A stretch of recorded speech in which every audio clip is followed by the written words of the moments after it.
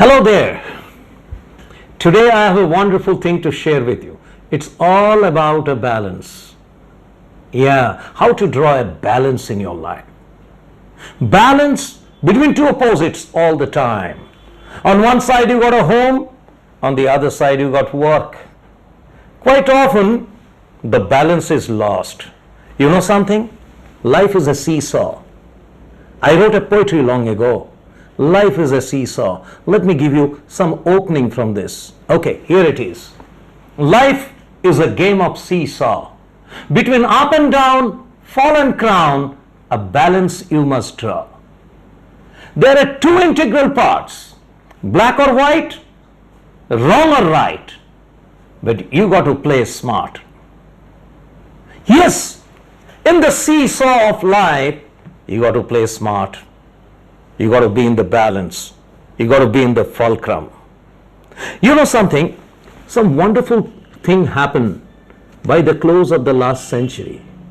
Lot of new thinkers came into the world and introduced some new things which were hidden. One of such things, I got it from one of our greatest mentors. His name is Dr. Stephen Covey. He came to India, and I happened to be one of the participants in Maurya Sheraton, where about 600 CEOs participated in listening to his wonderful presentation on Principle-Centered Leadership. And there, Stephen spoke about a beautiful thing. And before listening to him, my paradigm was different. And the moment he struck this new idea, my willpower was exalted to change those old thoughts. And many things I did thereafter started from that day. Let me share this with you. Prior to meeting Stephen and hearing his presentation, I knew two things about relationship, teamwork. Two things. One, some people in the world are dependent. By character they're dependent. All the time they have a begging ball. How can you help me? No one supports me.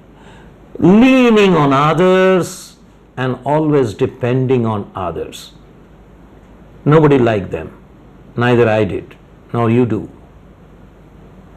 But there was a better thing than dependent, which is being independent.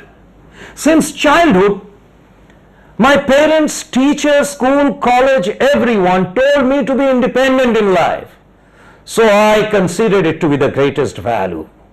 I didn't know. Unknowingly, I'm getting into a trap. Yeah, being independent is a trap. Until Stephen came in and told the world, opened a new dimension, opened new doors about relationship.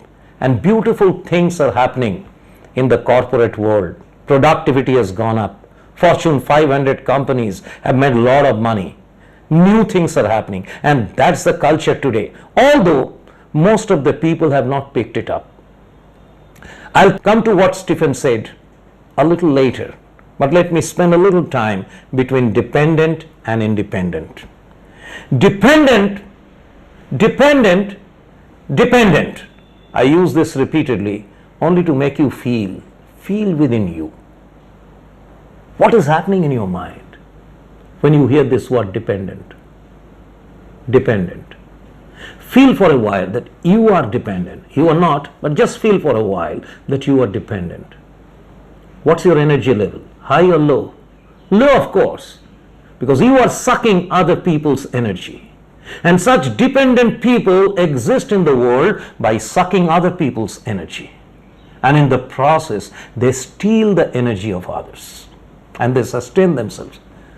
Even parents sometimes steal the energy of the children, right?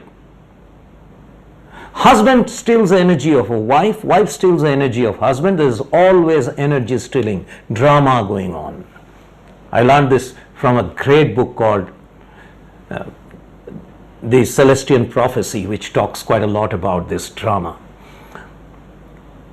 And in this drama, only solace people knew before Stephen came in. is you got to be independent. If you are dependent, you will be crushed, you will be ruined. So you should be independent. So there was a culture of becoming independent everywhere. All the school, college, education system, parents were teaching their children to be independent. When will you be independent? When you learn how to stand on your own feet. And we thought this is a big thing, a great thing to be independent. What was the price? Think of it. What price we had to pay for being independent? For a while, try to dig out the negative parts of this word, independent. Ego? Do you smell it? Being too much independent has some ego latent in it. All the time, I'm the best, I'm ahead of others, okay, I'm better than you. There is a competition, and this competitive spirit is both good and bad. Bad when you compete with others, good when you break your own records. The only person you need to compete with in this world is yourself. To that extent, competition is permitted. All right? I all the time tell young children when I train them in my children courses, I tell them, hey guys, break your own records and don't compete with others. Moment you compete with others, you make those people your mentor and you rub shoulders with them. There is a friction, there is jealousy, there is a little element of, I would not go to the extent of calling it hatred, but yes, jealousy, sure, which are not good things, which are not good and healthy things for your mind. And this is what happens when you become independent.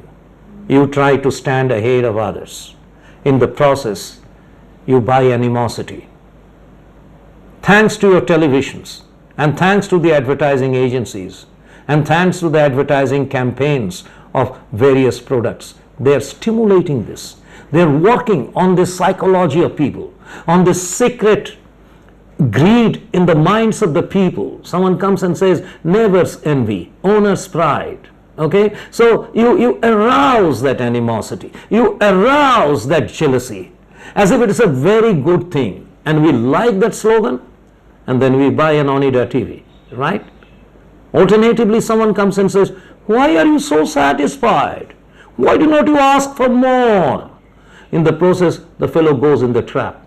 He wants to be more independent and more independent and more independent, which means more money, more money, more money, much more money than you need, your family need, your children need, and your next generation need. Then you become a politician.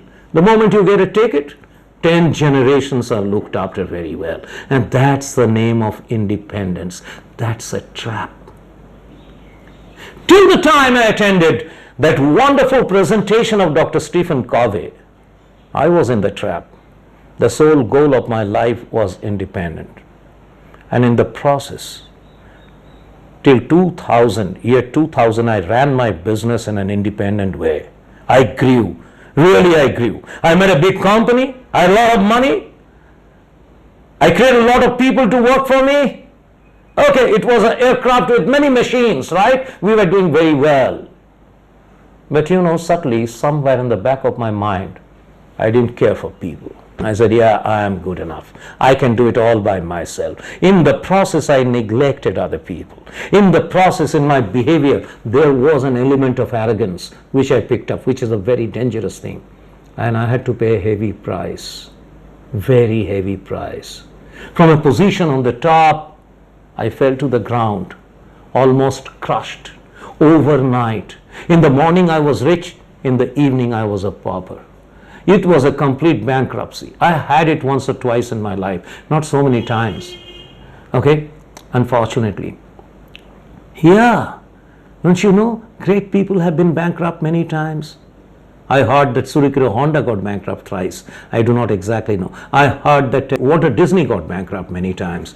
I didn't get so many times. Maybe I'm not yet successful. I'll have to undergo that process. But anyway, besides the point, coming back to the reality, and this price that I had to pay for only one culture that I nurtured inside me. And that's about being independent. Being independent. So I lost the art and science of how to play with the team. I lost the knack of taking people along with me. I thought that nobody is like me. Yeah, I suffered from that wretched disease that I am the best. I am the best. I often say in my seminar, I am the best, but that's from a different perspective. I am the best for that moment because I want to make you the best. If I am not the best, how will I make you the best from that perspective? But in life, if that element enters the back of your head, you are the best, nobody can be better, and you cannot delegate your task to anyone because nobody is going to do as good as you do, well, you are in the trap. You are getting lonely and you are losing ground and you shall burn out soon. Compared to the other guy who has gone to the next level, Dr. Stephen Covey's level. You know my topic? I announce it right now. From small I to capital I. And the small I stands for independence and the capital I stands for interdependence. I never knew the existence of this beautiful word. It is so soothing. And I learned that I need to go back one step down. What do we mean? I'll tell you what do I mean. From independent, in order to be interdependent, you got to take the back gear. You got to become dependent. Positively dependent. You know what is positively dependent? Being positively dependent is becoming interdependent, right? And that's a positive way of looking at life. The future world is all about interdependence. Interdependent families, interdependent team, interdependent work culture. Boy, the whole world is going to be dependent. Being dependent was a wrong thing, bad thing, poor thing, impoverished thing. But now, this has changed. Being dependent is positive. You are dependent on the other and they are dependent on you. So, 2 and 2 is not 4, it is 22. There is a synergy. When 2 and 2 join together, it becomes 22. And that's the beauty of interdependence. It would be a good idea to tell you a story right now to make the point clear. Once, a consultant went to Africa and he worked with some tribal children. He gathered lots of tribal children and he told them, okay, we're going to have a game. Far away near the tree, he kept buckets of sweet chocolates, beautiful chocolates. And the couple of children gathered together, tribal children, and he told them, come on, stand in a row. And you guys got to run, okay? Run near the tree. The one among you who reached the first will be the owner of all the chocolates. Wow, children were very excited. They stood by and the whistle was blown. A strange thing happened. The consultant never imagined what the children would do. They held each other's hand and they started running together. Yeah, all of them reached together. Then they opened the bucket and ate the chocolates together. Wow! They ate the chocolates together. I never seen such a beautiful thing about interdependent. And the consultant asked the children, what made you to do this? He said, sir, how can I be happy if my friends are unhappy? A simple question, a simple answer. How can I be happy if my friends are unhappy? How many people think like this? Everyone wants to be happy at the cost of others. The culture is what's there in it for me. Independent. Independent. Nobody says, let's win together. Let's play our part in each other's life together. Let's just make place a beautiful place to live in. Break the walls of competition. Create a bridge of understanding. The core message in interdependence is understanding. Dependence is not bad. If someone depends on you while you depend on that person, so both of you just become a tabla, and a violin. Look at them, the violin depends on the tabla, and the tabla player will not play alone. He wants the violin to be played, so there is a beautiful jugalbandi, beautiful word.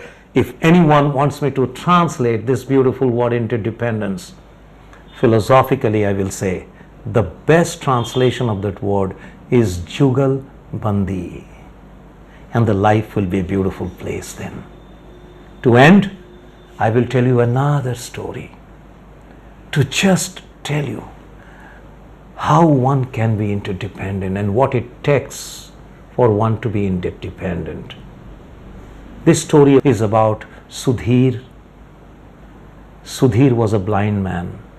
He couldn't see the world, and he hated the world every moment. He was bitter, frustrated. He hated everything. Everything. The world is so bad because he cannot see the world. But amongst all his pains and sufferings, there was one element of joy, and that joy sustained him. You know what? Sudhir had a lover, Madhuri. Madhuri loved Sudhir. Sudhir loved Madhuri.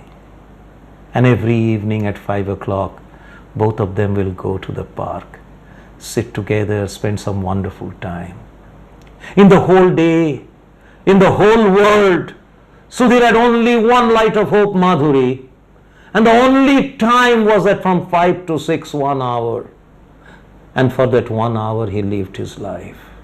Both of them will meet and talk. And Sudhir would say many times to Madhuri, I've never seen you, but you must be very pretty. I wish I had my pair of eyes and I could see you. And if I have those eyes, I will marry you, sweetheart. I'll be with you. Madhuri says calmly, how do you know that I am so beautiful? Thanks that you don't have your eyes. If you find me not so beautiful as you think, you won't marry me, na? Of course I will marry you, darling. You are the only person in my life. Then why don't you try? Why don't you try to have an eye? I will work for you. I will give you information. And from that day, Sudhir tried to call various eye banks, but there was no chance. Couple of months passed by. Suddenly he received a call. He received a call from one of the eye banks. He said, there is a new fresh pair of eyes. Yeah, come, Sudhir. And Sudhir ran up, went, and those two eyes were implanted into his eyes. And after a couple of days, Sudhir could see the beauty of this world. He really became very happy, very joyful. And the only one he remembered at that moment is his love, Madhuri. First time he looked at the watch. 5 o'clock he was there. But today Madhuri was not there. Where has she gone? Where have you gone, Madhuri? Today I was living with all hope that I could see you. And he sees from a distance another lady comes in, and she has a stick in her hand. She is blind. And she comes close and says, hello, Sudhir. How are you today? Inevitably, Sudhir recognizes, this can't be anyone else. This is Madhuri. Sudhir shouted, you betrayed me. You never said that you are blind. I'm not going to marry you. I hate you. Sudhir got so angry. He left the place and went home. He didn't meet Madhuri anymore. He didn't like her anymore.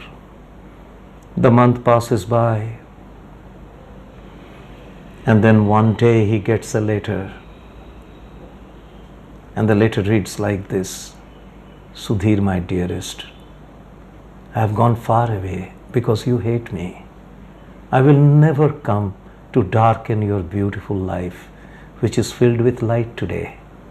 The only request I make to you, Look after those two eyes which I gave you. Keep seeing the world with those two eyes, and through your eyes, I will also see the world. This is true empathy. This is the true spirit of interdependence. Wish you a wonderful day. See you next time.